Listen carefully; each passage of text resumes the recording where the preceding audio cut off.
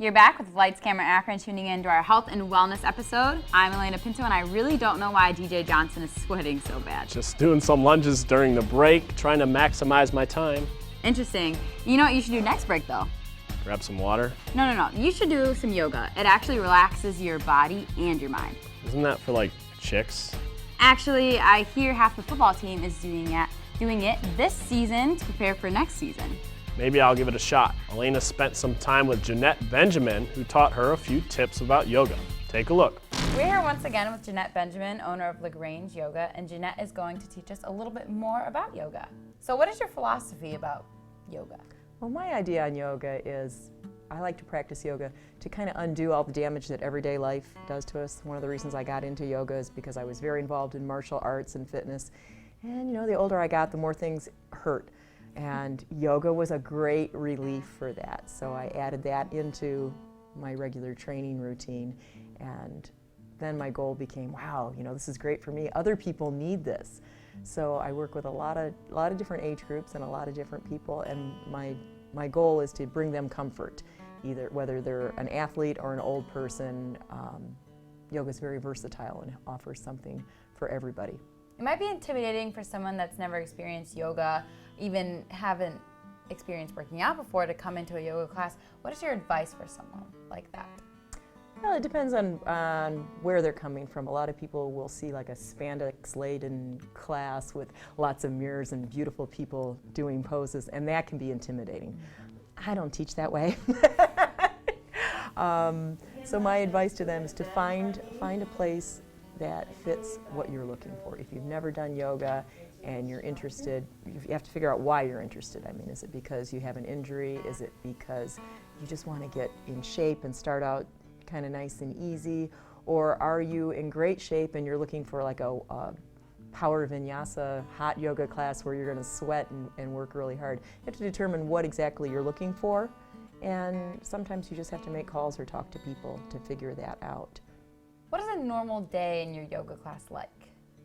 We would start out class nice and slow, maybe a little breathing, a little just slow meditation. And for the meditation, I usually just focus on inhaling, exhaling, get the mind to focus on one thing and kind of guide them not to let the mind wander. It will wander and they have to bring it back. So we get calm and get just in the present moment.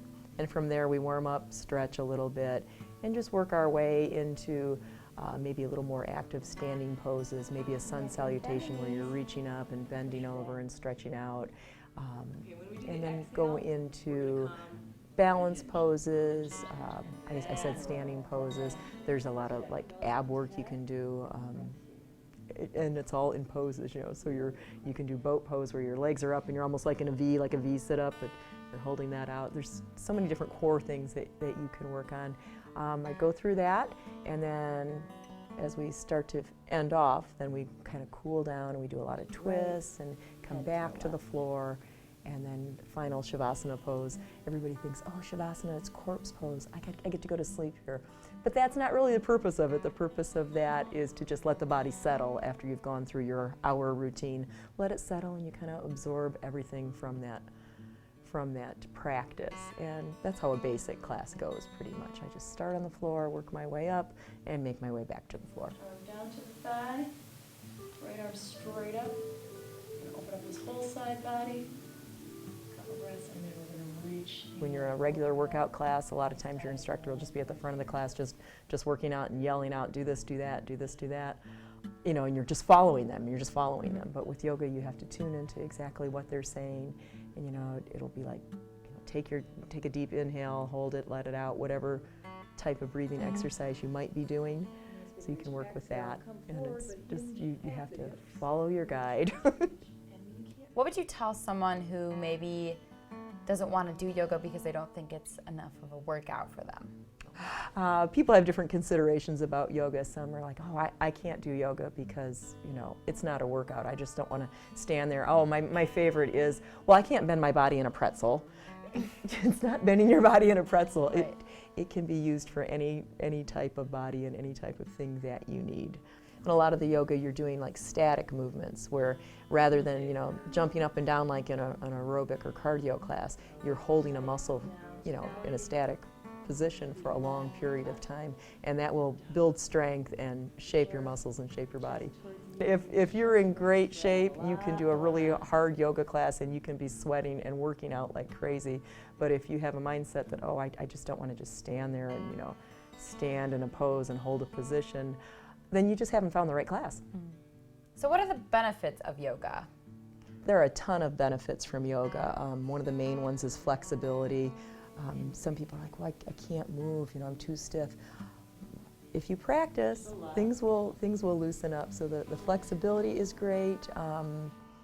Improved concentration. We always talk about the calmness.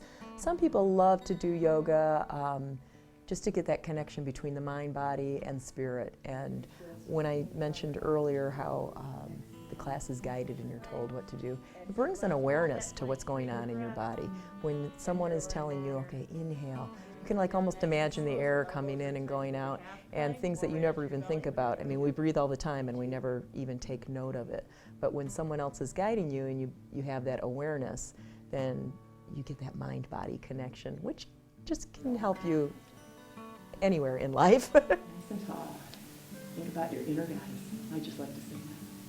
My favorite is that you can just totally calm down that whole central nervous system and just bring yourself from a flight or flight response into a nice, calm, and easy, relaxing state of mind. It's great for circulation. I mean, people that sit a lot, muscles get tense and almost become dead. So, it increases your circulation, increases your movement, it gets you out of the house. If you can't get out of the house, it's very versatile. You could do it anywhere. You can get a DVD and do yoga at home. You can do a couple poses before you go to bed at night. So if people want to learn more about LaGrange Yoga, where can they go? It's very easy, lagrangeyoga.com. Perfect. Okay, well, thank you so much for being here today, Jeanette. It was my pleasure. I can't wait till next time. Okay. Watching that makes me feel ready for the complex poses. Whoa, DJ, don't get ahead of yourself. It's important to take it nice and easy. You don't really want to pull anything, do you?